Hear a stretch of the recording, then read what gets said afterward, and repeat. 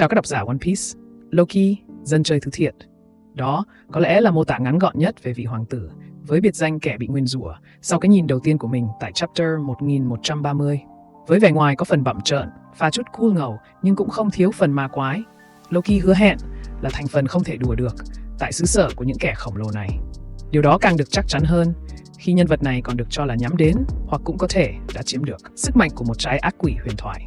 Thứ mà theo lời người khổng lồ, hắn đã cố gắng đoạt lấy bằng cách sát hại chính cha mình là Harold. Một nhân vật quá là gây tò mò về tính cách phải không nào? Bây giờ, để không làm gián đoạn sự hưng phấn của các bạn, hãy cùng lắng nghe những review của One Piece Discovery về những tình tiết hấp dẫn mà chapter mới này mang lại nhé. Như thường lệ, chapter mang đến cho chúng ta một trang cover story ngắn gọn nhưng cũng không thiếu phần hấp dẫn và chứa nhiều ẩn ý. Bởi như đã biết, ngoài việc mang đến những câu chuyện bên lề cho độc giả, trang cover story còn ẩn chứa nhiều ý nghĩa về nội dung chính của chapter hoặc gợi mở về những diễn biến tương lai. Vì thế, những câu chuyện từ đây luôn có một sự gắn kết nhất định với mạch truyện chính của One Piece. Và lần này cũng vẫn với hành trình khám phá Wano, cụ thể là tại xứ Kuri của Yamato. Nhưng khác với những lần trước đây, chúng ta chỉ được biết về tên biến thái thông qua lời kể của cô chủ quán Soba và daimyo mới của Kuri là Inuarashi. Trang cover story chapter 1130 đem đến cho chúng ta một thông tin cụ thể hơn nhiều. Đó là bức ảnh về cánh tay của một tên trộm đang thò ra để lấy thanh kiếm của Yasui. Vâng, không đùa đâu, chúng ta đã được nhìn thấy cả một cánh tay của tên trộm với thông tin hé lộ to bự thế này. Việc dự đoán tên trộm là ai hoàn toàn dễ dàng. Theo mình, đây đích thị là một tên trộm kiếm chính hiệu. Với cơ hội tiếp cận tên trộm trong phạm vi chưa đến một bước chân như thế này, việc Yamato đột nhiên tỉnh dậy do tên này lỡ gây ra tiếng động là hoàn toàn có thể xảy ra. Cũng phải lưu ý thêm là độ dài trung bình của các cover story trước đây là vào khoảng hơn 20 chapter. Với việc hành trình của Yamato đã kéo dài khoảng 17 chapter, từ chapter 1109 đến chapter 1130. Việc Yamato tóm được kẻ trộm và lấy lại thanh kiếm của Yasui ngay trong cover tiếp theo là hoàn toàn hợp lý. Bởi lẽ, hành trình sắp tới của Yamato còn rất dài, khi cô mới chỉ đi qua 2 xứ ở Wano là Kibi và Kuri. Còn đến 3 trạm dừng chân nữa là Udon, Hakumai và Ringo, Yamato mới hoàn thành hết chuyến đi bụi của mình. Đặc biệt là lần này, Yamato đã thực sự bị ảnh hưởng bởi những gì tên trộm hoặc cũng có thể chính là kẻ bắt cóc đang làm. Một trận chiến giành lại thanh kiếm là không thể tránh khỏi. Hóng màn so tài này quá các bạn. Quay lại với diễn biến của chapter mới. Sau thời gian miệt mài tìm kiếm, các thành viên mất tích của băng mũ rơm, tàu của các chiến binh khổng lồ đã hoàn toàn hết sạch sành xanh lượng thức ăn dự trữ của họ. Và đúng như mình dự đoán tại video spoiler ban đầu, dường như các thành viên còn lại không quá lo lắng cho những thành viên mất tích. Bởi họ rõ như ban ngày rằng kẻ đáng nên lo lắng chính là tên bắt cóc mới phải. Franky la lớn: Hỡi các chiến binh, chúng tôi đề xuất dừng công cuộc tìm kiếm lại. Họ sẽ ổn thôi, cá chắc là họ vẫn đang sống nhăn răng. Với những lời này từ Franky, cộng với những diễn biến của chapter trước, rõ ràng là dự cảm của họ đã hoàn toàn chính xác khi thanh niên Road đã ăn nguyên quả sét vào đầu. Thậm chí là chẳng cần đến bộ ba quái vật, tên bắt cóc này cũng đã nằm đó ván. Quá ư là áo chỉnh phải không nào? Sau khi nghe những lời của Franky và các thành viên còn lại của băng mũ rơm, các chiến binh khổng lồ, sau khoảng thời gian bấn loạn tìm kiếm cũng đã cảm thấy an tâm trở lại. Như chưa từng có cuộc chia ly, Brogy ngẫu hứng đòi nhậu tập 2 để ăn mừng trở về. Brogy: Cạn ly cho sự trở về của chúng ta nào. Thật không may cho bậm nhậu Brogy. Dường như thanh niên quên mất là đồ ăn đã hết sạch. Một thành viên cấp dưới của băng hải tặc chiến binh khổng lồ lên tiếng: Còn cái nịt sếp ơi, ta hết sạch đồ ăn thức uống rồi còn đâu. Oda không vẽ biểu cảm của Brogy sau màn tắt nắng này, nhưng không khó để chúng ta hình dung nó sẽ trông như thế nào các bạn nhỉ? Chuyển cảnh về phía bộ ba quái vật và bộ ba yếu đuối của băng mũ rơm. Luffy: Nơi này rộng quá chừng quá đất. Nhìn cái cây này mà xem, nó chắc cũng cả ngàn năm đấy. Không chỉ riêng cây đó đâu, cả một núi phía dưới kìa. Cây nào cây nấy đều to tổ trạng. Usopp: Kia là núi sao mà sao lạnh xuống vòi vậy. Luffy: Kìa cây cầu treo dài miên man. Nami: Nơi này rộng đến mức làm tôi chóng cả mặt. Qua khung tranh của Oda thể hiện, chúng ta thấy cây cầu nối lâu đài của Road với phần nhánh cây của một cái cây khổng lồ. Và như đã biết, đó chính là cây Yggdrasil huyền thoại. Bên dưới cây cầu là các dãy núi và những cây cối to lớn, nhưng dễ thấy chúng lại chỉ rất nhỏ bé khi so với cây Yggdrasil. Đang choáng ngợp với khung cảnh trước mắt, cả nhóm phát hiện có những người khổng lồ đang đi qua cầu giống họ, và họ trốn vào một góc để nghe ngóng tình hình. Nhóm người khổng lồ đang đi tới gồm nữ bác sĩ xinh đẹp Gert và đầu bếp bụng bự Goldberg. Cả hai đều là cấp dưới của thuyền trưởng băng hải tặc tân cự nhân Hazrudin và cũng là đồng đội với thần mặt trời Fakerot. Cả hai đang trò chuyện khá rôm rả với nhau. Gert phàn nàn: Không hiểu nổi Hazrudin, sao lại để tên khùng đó vào băng? Con cú đáp lại: Cú. Có vẻ như độ khùng của Road là ở một đẳng cấp thượng thừa, khi ngay đến cả con cú trên tay Gert cũng tỏ ra hoàn toàn đồng ý với lời nhận xét của cô về hắn. Goldberg vừa cười vừa giải thích: Vì hắn là một hoa tiêu có hạng. Gert tiếp tục phản nàn: Tôi không thể chịu nổi hắn. Người ta gọi Loki là nỗi sỉ nhục của Elbaf, nhưng hắn còn xứng với cái danh ấy hơn. Goldberg cười lớn tiếng. Dạ, tên Rodo đó chắc cũng chẳng buồn quan tâm việc cô gọi hắn như vậy đâu. Có một lưu ý nhỏ cho bạn nào cảm thấy thắc mắc về cách Goldberg gọi Road là Rodo ở đoạn này. Theo One Piece Wiki thì Rodo là tên tiếng Anh của Road nha các bạn. Quay lại đoạn hội thoại giữa hai nhân vật, nó thực sự làm mình suy nghĩ, không rõ Loki có thực sự tàn ác không, khi theo lời Gert, có vẻ như hắn không bị ghét bởi cô nàng này bằng Road. Nhưng nếu ta so sánh giữa tội ác giết cha và tính cách lập dị, rõ ràng Loki đáng bị ghét hơn cả Road mới phải. Quá là nhiều ẩn khuất đằng sau câu chuyện này phải không các bạn? Tiếp tục với cuộc nói chuyện, Gert hỏi con cú. Này Piper, có chắc mày nhìn rõ không vậy? Con quạ của hắn mang theo một con thuyền nhỏ hả? Cú Piper tỏ ra chắc chắn. Goldberg, chúng ta có nhiệm vụ bắt giữ kẻ xâm nhập, nhưng thằng Rodo toàn lén lút thó về. Chẳng hiểu hắn định làm trò gì với những kẻ đó nữa. Đoạn này cho thấy, có vẻ như Goldberg và Gert hoàn toàn không biết những thú vui lập dị của Road. Điều đó cũng làm rõ cho câu hỏi mà mình thắc mắc mấy hôm nay. Băng của Hydrudin và người khổng lồ có thực sự tốt và xứng đáng tham gia vào hạm đội mũ rơm không? Khi mà trong băng họ có một thành phần làm nhiều tội ác như vậy. Thông qua các khung tranh ở chapter trước, chúng ta có thể thấy có khá nhiều bộ xương trong lâu đài đồ chơi của Road. Và thông qua lời Goldberg, không khó để đoán chúng là của những kẻ được xem là xâm phạm xứ Elbaf này. Với việc âm thầm làm những điều ác như vậy, việc Hydrudin cùng băng của ông được xem là vô can trong chuyện này là hoàn toàn hợp lý. Lúc này, Luffy cùng mọi người sau khi nghe hai người khổng lồ nói chuyện thì cảm thấy họ là những người tốt. Và họ cũng nhận ra rằng họ đã ở Elbaf. Usopp vừa nói vừa khóc vì mừng rỡ. Ôi mọi người nghe gì không? Họ nhắc tới Elbaf đấy. Chúng ta tới nơi rồi. Luffy định gọi người khổng lồ nhưng Nami cản lại. Luffy. Nè ở đây ai. Nami vừa bịt miệng Luffy vừa chửi. Ngu à, không nghe thấy gì sao? Họ đi tìm kẻ xâm nhập đấy. Goldberg và Gert quay lại nhưng không thấy gì. Họ cho đó chỉ là tưởng tượng rồi tiếp tục tiến về phía lâu đài để tìm Road. Có vẻ như Luffy không nhận ra hai người khổng lồ này, dù cho họ là thành viên băng hải tặc của Hydrudin. Điều đó cũng không khó hiểu, vì trong buổi tiệc kết nạp 5.600 đệ tử ở chapter 800, ta không thấy 4 thành viên còn lại mà Hydrudin nhắc tới tham gia.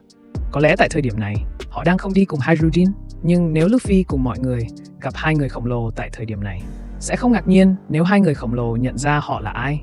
Bởi có thể thấy Road hoàn toàn biết hắn đang bắt cóc ai trong những chapter trước, và mọi chuyện sẽ trở nên dễ dàng cho cả nhóm hơn nhiều.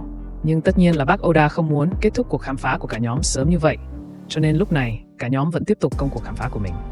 Và Nami phát hiện ra rằng bên dưới có một bầy sói siêu to khổng lồ, có thể thấy hình dáng bọn này khá giống với bọn sói tuyết ở Impel Down.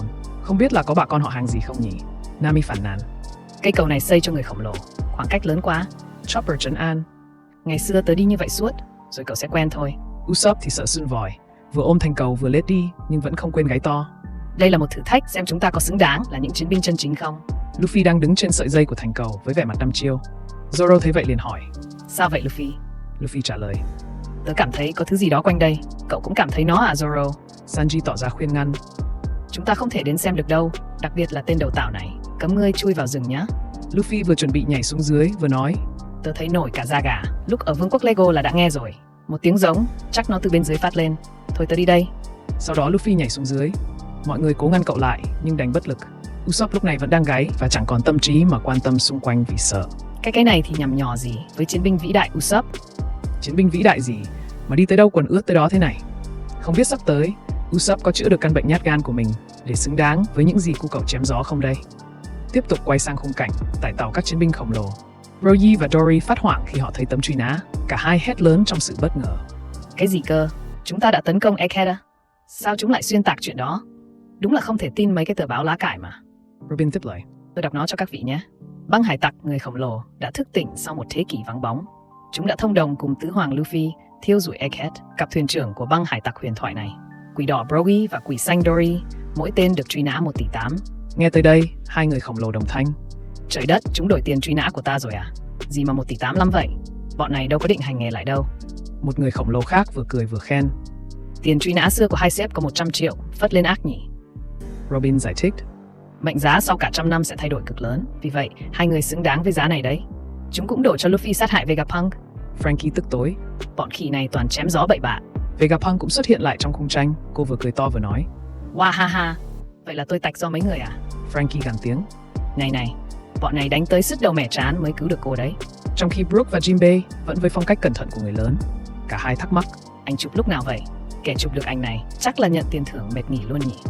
Rõ ràng như mình nói trong video spoiler, hai người khổng lồ với tiền truy nã cao chót vót thế này chắc chắn đóng vai trò quan trọng, không chỉ trong arc Elbaf này mà còn trong các trận chiến sắp tới chống lại chính phủ thế giới. Có lẽ cả hai cũng sẽ được nâng cấp hơn nữa sau arc này để góp sức với Luffy trong công cuộc lật đổ chính quyền. Tiếp tục với cuộc hội thoại tại tàu các chiến binh, Robin tỏ ra thắc mắc với ký hiệu chữ X trên tay Luffy.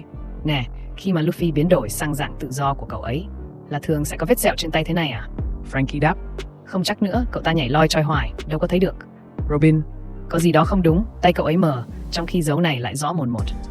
Frankie thắc mắc. Sao cô phải bận tâm về nó vậy? Robin. Chỉ là trông quen lắm. Đoạn này chắc nhiều bạn theo dõi One Piece từ đầu đến giờ, khi nhìn thấy dấu X là nghĩ ngay tới ai liền phải không nào? Còn ai khác, ngoài công chúa xinh đẹp và đầy mạnh mẽ Vivi của chúng ta phải không nào? Nhắc một chút về lịch sử của dấu X huyền thoại này. Đây là thứ mà cả băng đã dùng để phân biệt với kẻ giả dạng, hay chính xác hơn là Mr. Two thuộc tổ chức Baroque Works của ngài cá sấu Crocodile. Và nó còn mang ý nghĩa lớn hơn nữa khi cả băng đã dùng nó để làm minh chứng cho tình đồng đội giữa Vivi và các thành viên trong băng. Nhờ đó mà ta có được bức tranh huyền thoại này. Quá là hoài niệm phải không nào? Và chắc hẳn, dấu S trên tiền truy nã của Luffy lần này là do Vivi vẽ để ngầm gửi thông điệp cho họ rằng cô đang ẩn náu tại trung tâm phát hành báo lá cải này. Đây chắc hẳn là một thông điệp cầu cứu từ Vivi. Cũng thật trùng hợp là những thành viên không mất tích hầu như cũng không rõ về ý nghĩa của ký hiệu này, bởi đơn giản tại thời điểm đó họ chưa tham gia vào băng. Riêng Robin thì tại thời điểm này cô đang thuộc phe đối địch với băng mũ rơm. Đúng là màn sắp xếp tài tình từ Oda phải không nào? Bởi nếu Oda để Luffy cùng những người khác thấy được bức ảnh này, chắc chắn họ sẽ nhận ra thông điệp của Vivi một cách nhanh chóng. Lúc này, dựa trên lời Zoro từng nói, họ sẽ đến giúp nếu Vivi thực sự cần. Chắc chắn băng mũ rơm sẽ không ngần ngại tạm dừng hành trình của mình để đi tìm và giúp đỡ Vivi, giống như họ định làm tại thời điểm trước khi đến Egghead phải không nào? Và dự là cô sẽ sớm gặp lại băng mũ rơm sau arc đảo người khổng lồ này thôi. Quá là mong chờ cho màn tái hợp này các bạn nhỉ. Tiếp tục cuộc trò chuyện, Roji vừa tự hào vừa nói. Tôi nghe nói, ngay cả thằng nhãi láo lếu Hazrudin nhà chúng tôi cũng ở dưới trướng các bạn nhỉ? Kashi nghe vậy liền nói. Thằng nhãi hiếu động đó là con của quốc vương đấy. Nó muốn tự mình đi đón các cậu, nhưng chuyện gì cũng phải có, lớn nhỏ trước sau. Với lại cũng cần có người canh chừng rắc rối ở Elbaf. Các thành viên băng mũ rơm thắc mắc. Rắc rối ư? Một người khổng lồ giải thích. Chuyện này xảy ra trong khoảng thời gian thuyền trưởng của chúng tôi mất tích. Khi hắn sinh ra, chúng tôi gọi hắn là hoàng tử bị nguyền rủa. Hắn hiến mình cho bóng tối và vài năm về trước, hắn bị kết án đóng đinh thập giá. Hắn tìm cách chạy trốn, nhưng tất cả chiến binh bọn tôi đã hợp sức bắt lại. Frankie hốt hoảng.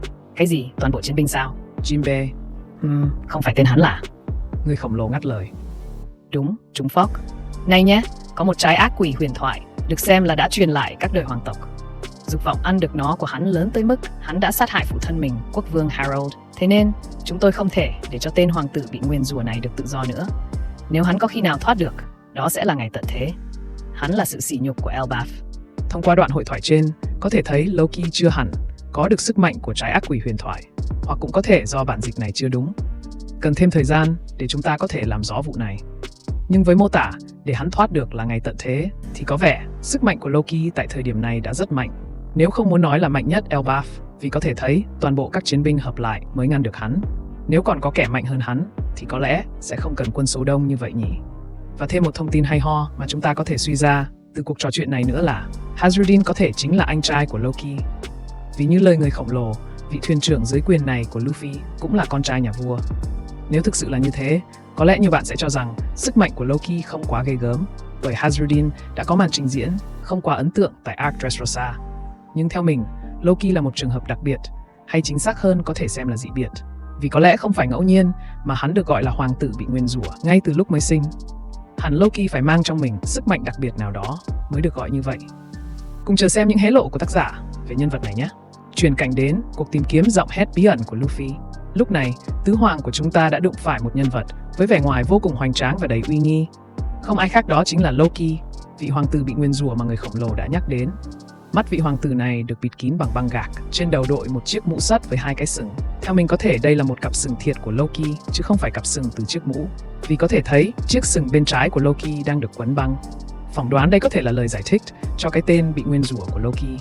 Khi ngay từ lúc sinh ra, Loki đã có một cặp sừng trên đầu, thứ khiến cậu trông giống con của quỷ dữ hơn là một con người bình thường. Và có thể sức mạnh vô song của vị hoàng tử này cũng đến từ điều dị biệt trên.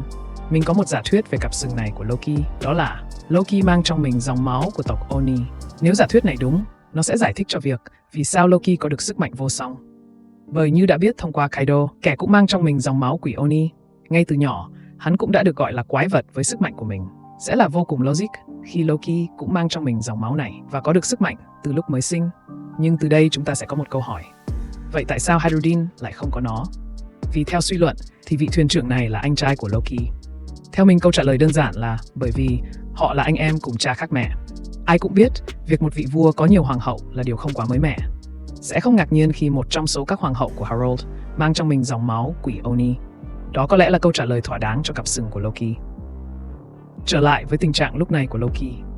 Hiện tại, hắn đang bị xích vào thân của một cái cây khổng lồ với chằng chịt những sợi dây xích cũng khổng lồ không kém. Không biết các sợi xích này có làm từ đá biển không nhỉ? Nếu có thì chắc hẳn nó sẽ gây không ít khó khăn cho Luffy khi cậu ngẫu hứng muốn thả tự do cho Loki. Với tính cách thích tự do của mình, việc thấy một ai đó bị xiềng xích có thể sẽ khiến Luffy khó chịu. Và lẽ dĩ nhiên là cậu sẽ thả người đó ra. Hóm hành động tiếp theo của tứ hoàng của chúng ta quá các bạn. Lúc này Loki dù quấn băng kín mắt nhưng vẫn nhận ra sự hiện diện của Luffy. Có lẽ đây là hint của Oda về việc Loki cũng sở hữu cho mình một sức mạnh haki quan sát không đùa được. Hắn yêu cầu Luffy. Xưng tên đi. Luffy với sự háo hức thấy được trên khuôn mặt đáp. Tôi là Luffy, vua hải tặc tương lai. Loki. Vua. Luffy. Đây là đâu và ông là ai vậy? Lúc này song song với lời giới thiệu của Loki, Elbaf hiện ra trong một khung tranh đôi hoành tráng. Loki. Đây là chiến địa, vương quốc Elbaf hùng mạnh, và ta là thần mặt trời. Kẻ sẽ mang đến tận thế cho thế giới này. Elbaf hiện lên với vẻ ngoài hùng vĩ, nơi những ngọn núi bao quanh và cây khổng lồ Yggdrasil vươn cao trên tất cả, như thể chạm tới trời xanh. Dòng thác cuộn chảy từ thân cây vĩ đại ấy tựa như mạch sống của cả vùng đất. Tầng trung gian bao quanh cây, nơi những ngôi làng và lâu đài cổ kính yên vị, với các khẩu pháo mạnh mẽ hướng ra ngoài bảo vệ lãnh thổ. Tâm điểm của tất cả là thanh kiếm khổng lồ xuyên qua không gian, cắm sâu vào lòng đất, như lời khẳng định quyền lực vô song. Với kích thước thanh kiếm khổng lồ như vậy, nhiều khả năng nó không được dành cho các chiến binh khổng lồ sử dụng. Bởi có thể thấy rõ sự chênh lệch về kích thước của nó so với những người khổng lồ, khi thanh kiếm dường như dài ngang ngửa với thân của cây Yggdrasil vĩ đại. Có lẽ tác giả sẽ cho chúng ta biết được những bí ẩn thật sự về chủ nhân của thanh kiếm này, cũng như thanh kiếm cũng khổng lồ không kém tại Onigashima của Kaido. Hy vọng là nó sẽ được hé lộ ngay trong arc này. Tạm gác lại sự hùng vĩ của Yggdrasil và thanh kiếm cắm cạnh thân cây. Hãy cùng phân tích một chút về màn giới thiệu bản thân có phần ngông và bất cần đời của Loki khi hắn tự xưng mình là thần mặt trời và sẽ đem đến tận thế cho thế giới. Tại sao lại là thần mặt trời? Liệu nó có liên quan gì đến sức mạnh trái ác quỷ huyền thoại được nhắc tới? Dạo quanh một vòng mạng xã hội mấy ngày nay, mình thấy có rất nhiều ý tưởng hay và cũng rất thuyết phục dựa trên lời thoại của Loki. Sau đây là tổng hợp của One Piece Discovery về những trái ác quỷ có khả năng là trái ác quỷ huyền thoại được nhắc đến. Đầu tiên, đó có thể là trái thần mặt trời Nika. Tại sao? Như đã biết, Nika là vị thần được người khổng lồ thờ phụng từ thời xa xưa, theo lời của Brogy và Dory. Và ngoài ra, nó còn được thể hiện rõ hơn khi cư dân Elbaf tin vào việc tạ ơn mặt trời bằng cách nhịn ăn trong 12 ngày trước một bữa tiệc lớn, một truyền thống được gọi là lễ hội đồng chí. Sẽ không ngạc nhiên nếu cư dân Elbaf biết về trái ác quỷ tạo ra vị thần của họ. Và hoàng tộc Elbaf được chọn là những người bảo vệ trái ác quỷ này, hay thậm chí họ là những người hấp thụ sức mạnh này để bảo vệ nó. Điều đó sẽ giải thích cho việc tại sao Loki phải giết cha mình để đoạt trái ác quỷ. Bởi như đã biết, trái ác quỷ sẽ không thể bị lấy đi nếu người ăn nó chưa lên bàn thờ ngắm gà khỏa thân. Cũng khá thuyết phục phải không? Giả thuyết trái ác quỷ thứ hai, trái ác quỷ sói thần Fenrir. Sau đây là mô tả vị thần này. Fenrir trong thần thoại Bắc Âu là một con sói khổng lồ, được tiên đoán sẽ mang đến ngày tận thế, Ragnarok. Con của thần khổng lồ Loki và nữ khổng lồ Angrboda, Fenrir được nuôi dưỡng bởi các vị thần Aesir nhưng nhanh chóng trở nên quá nguy hiểm. Fenrir bị trói bằng sợi xích phép thuật Gleipnir. Trong Ragnarok, hắn sẽ phá tan xiềng xích, giết chết thần Odin và gây ra sự hủy diệt lớn trước khi bị con trai của Odin, thần Vidar, giết chết để trả thù. Nghe qua cũng có một chút liên quan đến mô tả về Loki phải không nào? Nhưng mình vẫn cảm thấy trái ác quỷ này vẫn chưa thuyết phục cho lắm, bởi vẻ ngoài của Loki không tương đồng quá nhiều với hình ảnh của một con sói. Dù cho mô tả bị trói bằng xích cũng có phần liên quan. Còn một trái ác quỷ khác mà mình cảm thấy ưng ý nhất, đó là quỷ lửa Surtur. Có lẽ khi nghe cái tên này, nhiều fan Marvel sẽ không lạ gì phải không nào? Trong thần thoại Bắc Âu, Surtur là quỷ lửa khổng lồ, vị vua của Muspelheim, vương quốc lửa. Ông mang trong tay thanh kiếm lửa khổng lồ, có khả năng thiêu rụi cả thế giới. Surtur đóng vai trò quan trọng trong ngày tận thế Ragnarok, nơi ông sẽ dẫn đội quân của mình tấn công các vị thần Aesir. Với thanh kiếm lửa, ông sẽ thiêu cháy cây cầu Bifrost và hủy diệt thế giới. Mô tả quá ư là nhiều điểm tương đồng với Loki các bạn nhỉ? Nếu đây thực sự là trái ác quỷ huyền thoại mà Loki muốn chiếm đoạt, hoặc có thể đã thực sự có được nó, điều đó sẽ giải thích cho việc tại sao hắn cũng tự xưng mình là thần mặt trời, khi con quỷ này cũng mang trong mình sức mạnh của lửa. Và càng logic hơn cho lời giải thích tại sao Hazrudin lại muốn đến Dressrosa để đoạt trái Mera Mera. Liệu có phải là vì để dùng nó đối đầu với quỷ lửa Surtur? Lửa chiến với lửa, quá là hợp lý phải không nào? Cũng phải nói thêm, Cho đến hiện tại, thần mặt trời Luffy chưa thực sự cho thấy được sức mạnh liên quan đến lửa, hay chính xác hơn là sức nóng của mặt trời. Hy vọng tác giả sẽ đem đến cho Luffy thứ sức mạnh mang tầm hủy diệt này thông qua màn giác ngộ về sức mạnh bản thân đang nắm giữ của Luffy. Cùng chờ đợi những diễn biến hấp dẫn sắp tới cùng One Piece Discovery nhé. Nếu các bạn có những ý tưởng hay khác về trái ác quỷ của Loki, đừng ngần ngại cho mình biết dưới phần comment của video. See ya! Đừng quên bấm ngay nút like và subscribe để có thể theo dõi những video mới của mình dễ dàng